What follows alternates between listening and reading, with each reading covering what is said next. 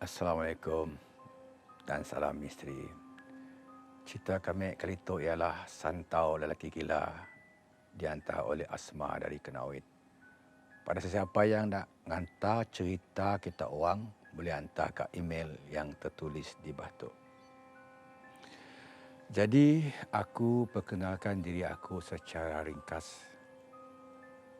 Nama aku Asma. Aku tu sebenarnya orang yang agak diam dan si mesra dengan orang sekeliling aku. Ceritanya bermula apabila aku sekoga terpaksa berpindah disebabkan ada benda yang nak dielakkan. Hari pertama aku menjejakkan kaki ke rumah sewa ayah. Semuanya alhamdulillah masih okey.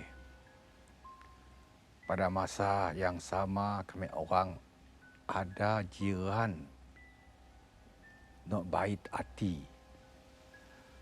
Pada suatu hari, aku yang tengah mengemas rumah didatangi oleh seorang lelaki, jiran sebelah rupanya.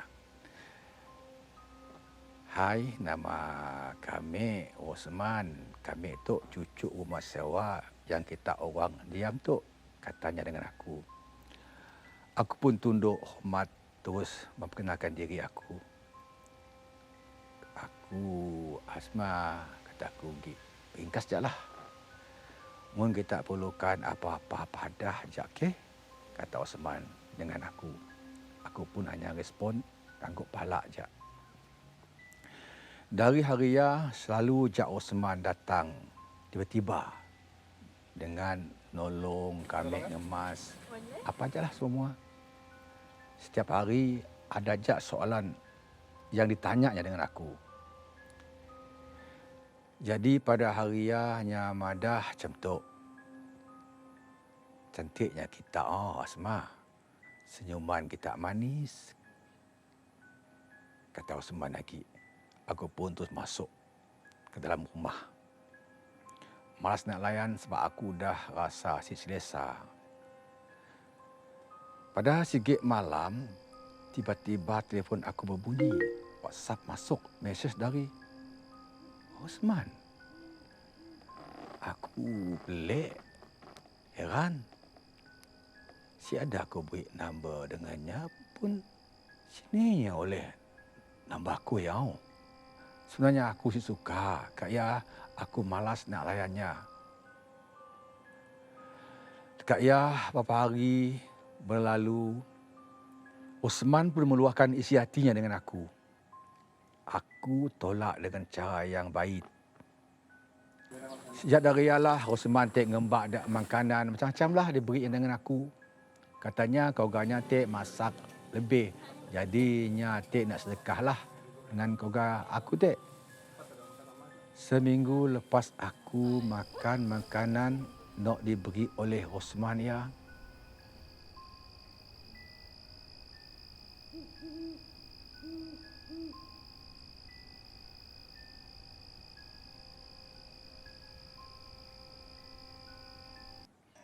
Aku rasa ada sesuatu yang pelik terjadi dengan aku. Aku perasan yang aku mulanya si suka dengan Osman. Tapi tiba-tiba aku jadi rindu. Rasa sayang nak jumpa dengan Osman. Gila-gila.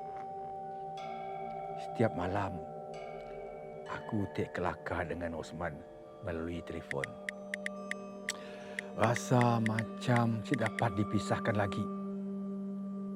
Aku pun dah rasa macam lembu kena cucuk hidung. Au je apa sebab padanya. Sampai segi hari, mak aku nunggah Ustaz dalam diam-diam.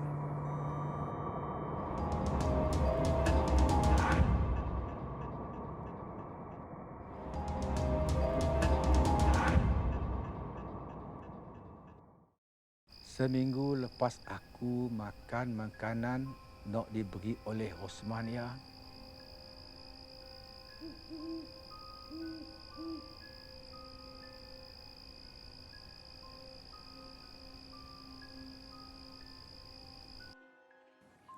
aku rasa ada sesuatu yang pelik terjadi dengan aku. Aku perasan yang aku mulanya suka dengan Osman. Tapi tiba-tiba aku jadi rindu. Rasa sayang nak jumpa dengan Osman. Gila-gila. Setiap malam aku kelakar dengan Osman melalui telefon. Rasa macam tidak dapat dipisahkan lagi. Aku pun dah rasa macam lembu kena cucuk hidung. Au je apa sebab padanya. Sampai sikit hari, mak aku nunggah ustaz dalam diam-diam. Sebab mak aku nangar aku makin hari makin pelik. Jadi berbuatlah aku dimbak oleh mak aku dan bapa aku dengan ustaz. Mak, sakitnya badan Asma. Asma sila nak angkat, kataku dengan mak dan bapa aku. Masuk je aku dalam bilik, telefon aku berbunyi. Ada mesej masuk. Asma, okey sih. Tadi Man nangga rumah Asma tu ramai orang. Tanya Osman dengan Asma. Aku pun jawablah. Sikit je mesej dari Nyadik. Ada angin kuat masuk dalam bilik aku. Langsir aku bergerak. Mungkin juga anginnya kuat gila. Aku pun cobalah menjamkan mata aku. Dalam pada masa yang sama, aku dengar bunyi nak biak main guli.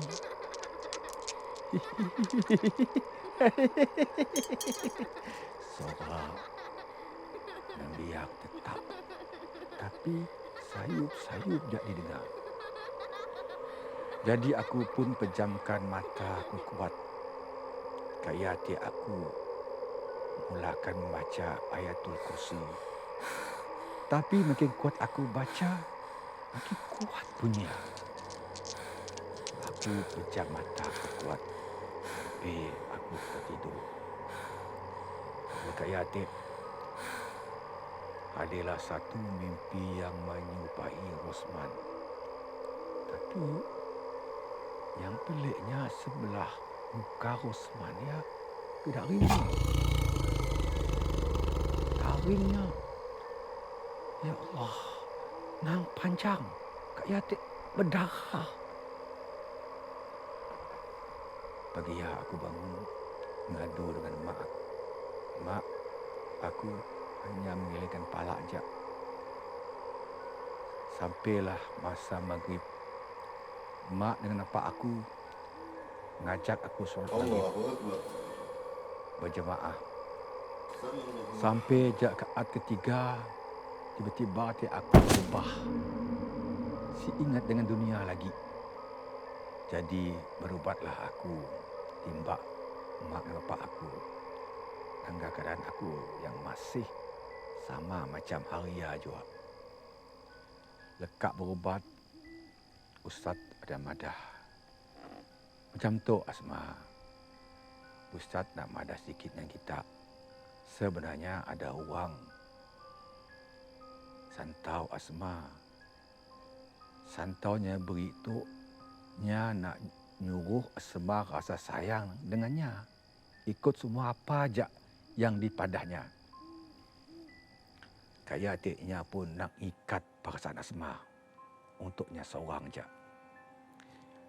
Nya ada meletakkan benda dalam makanan nak diikatkan perasaan Asma. Selain nya ada hantarkan angin supaya Asma rasa rindu dengannya. Kata Ustaz panjang lebar. Kami rasa kami tahu siapa ya Ustaz. Jawabku Gip. Mak dengan bapa aku pun saling berpandangan. Keesokan harinya, aku nangga dari pecahan bilik aku, bapa aku berkelakar dengan Osman. Osman pun aku nangga si tak urus. Rupanya rambut kusut, baju entahlah apa-apa. Bila yang nangga dekat aku pun terus tutup langsir bilik. Aku rasa seram. Dengan apa yang dah dipolah dengan aku rasa nak takut nak jumpa dengan lelaki lain lagi. Takut pun aku diguna-gunakan. Susah aku nak lupakan semua apa yang telah terjadi dengan aku. Jadi sampai di situ je lah cerita aku bila disantau lelaki yang mengikat perasaan aku hanya untuknya. Kalau boleh, jangan kita orang nerima makanan dari orang yang kita asyik kenal. Kita asyik tahu apa sebenarnya yang dimahu sidaknya. Kesimpulannya cerita tu, jangan kita suka hati je nerima apa je diberi orang. Sebenarnya kemungkinan orang tu ada niat lain dengan kita.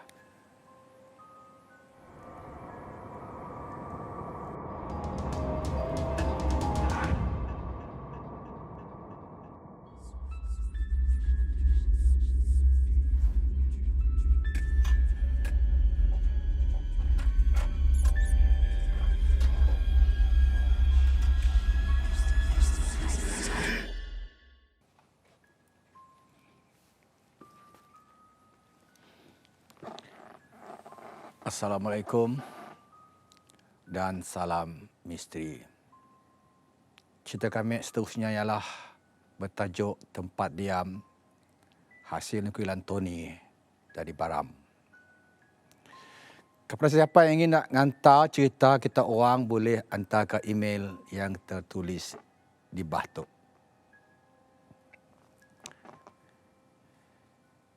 Cerita tu pengalaman dari kawan aku yang pernah bekerja di sebuah hotel di Kuching. Namanya Ayub. Aku Ayub, pembantu supervisor untuk room service. Nak dijadikan cerita, ada sikit malam, aku dengan bos aku pergi cek semua kerjaan biar room service. Dah polah ke belum? Kiranya double check lah sebab nak pastikan semuanya kemas. Bermula dari tingkat yang paling atas. Dah sampai separuh tingkat, aku dengan bos aku cek di tingkat tengah. Aku dengan bos aku lalu di tangga. Tiba-tiba kami dua ada dengar bunyi macam benda guguk.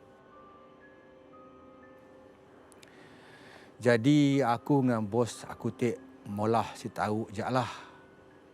Mungkin perasaan je kali lah. Nama banyak kerja. Lawyer punya lawyer, kerja punya kerja, sampailah kami dua di tingkat tengah ya, Tek.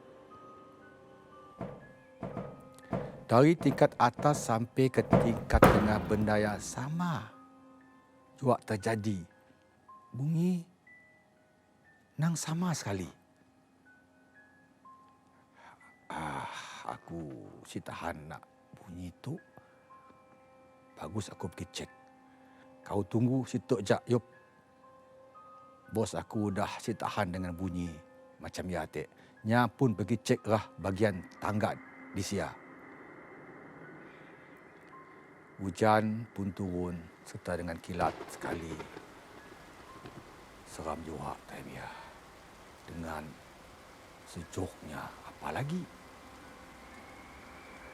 Dah petang tangga sia.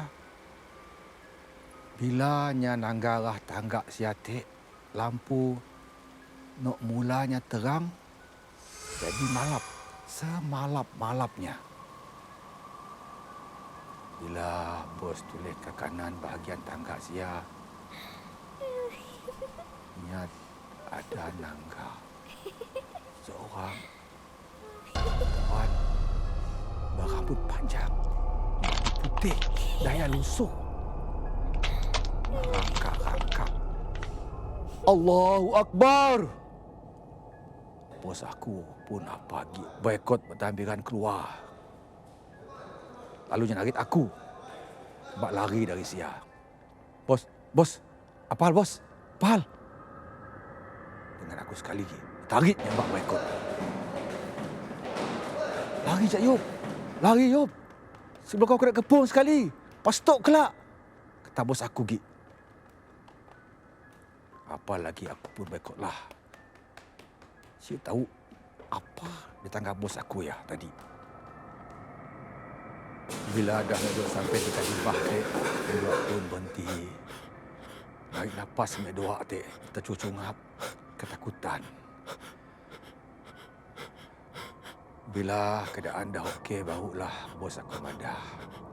Tadi ada nangga benda turun dari tangga. Yup, ada si kau nangga bunyi letam-letum belah tangga tadi. Ingatlah ya. Benda ya nanti terdua. Ngabasnya ke tangga. Kata bos aku Gik. Nasib bos. Nasib bukan aku nangga tadi. Munda aduh, alu pingsan lah aku kata aku Gik. Sebab ialah amu nak kerja macam tu, semangat mesti kuat. Mesti halu habis dah cerita tiap malam ajak pingsan. Pesan bosku, sakit dengan aku. Bos aku ada madah. Selamanya bekerja sebagai supervisor, ianya banyak juga kena kacau. Tapi si pernah kena kacau macam haria tik. Pengalaman setiap hari lain-lain katanya. Aku pun angguk je lah. Setiap kali bila aku bertugas, aku kena cek semua kerja dan biak tu. Biasanya aku akan ngajak dan biak bila banyak teman aku bila aku mula kerja. Sebenarnya aku ada juga dikacau, tapi no ingat ajak lah. Jadi ialah cerita aku berkenaan dengan kisah di hotel. Tapi selanjutnya si dah ngacau kita, si dah ngacau papa, kami terus juga lah on kerja kami.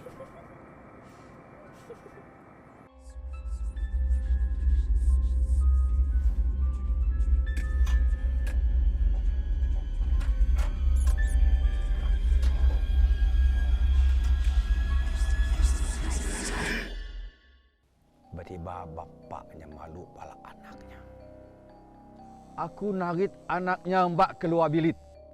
Maknya aku tahulah masih pingsankah atau dah siada. Sebab aku mesti nyelamat anaknya dulu. Tiba-tiba bapaknya ada di belakang aku. Aku terkejut. Kini bapaknya boleh cepat berada di belakang aku. Ngembak parang lagi. Saya masih takut. Gila. Sampai je ke tempat perkemahan yatik, kami orang pun diberi sikit seorang agenda program. Aku yang tadi dekat dengan tengah kumpulan si ada nangga orang pun depan aku. Mas saya. Si ada orang Gik. Aku cepatkan langkah. Cari bunyi gelap kawan aku ya.